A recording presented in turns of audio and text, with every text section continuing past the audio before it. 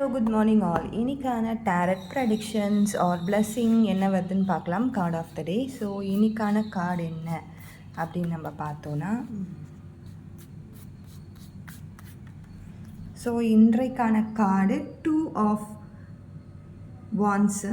So இந்த card பார்க்கும்பொழுதே தெரியும், ஏதோ ஒரு ஆப்பர்ச்சுனிட்டிஸ்க்காக இன்றைக்கி வெயிட் பண்ணிகிட்ருப்பீங்க, ஆர் ஏதோ ஒரு நியூஸ், எதனா ஒரு குட் நியூஸ் வருமா அப்படின்னு சொல்லி வெயிட் பண்ணிகிட்ருப்பீங்க.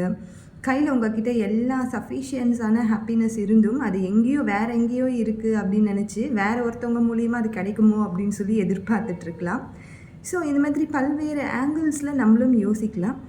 இப்போ எந்த சுச்சுவேஷனில் நீங்கள் இருந்தீங்கனாலும் இப்போ உங்ககிட்ட என்ன இருக்கோ அதை வச்சு சாட்டிஸ்ஃபைட் ஆகுங்க. ஏன்னா உங்ககிட்ட 2 வான்ஸ் இருக்குது, அதுவும் க்ரோத்தில் இருக்குது, கையில் க்ளோப் இருக்குது, எல்லாமே இருக்குது. அது இருந்தும் ஹாப்பினஸையோ ஆர் ஏதோ ஒரு விஷயத்த மற்றவங்கக்கிட்டேயோ ஆர் வேறு யாருன்னா கொடுப்பாங்களோ அப்படின்ட்டு யோசிக்காதீங்க. தேங்க்யூ.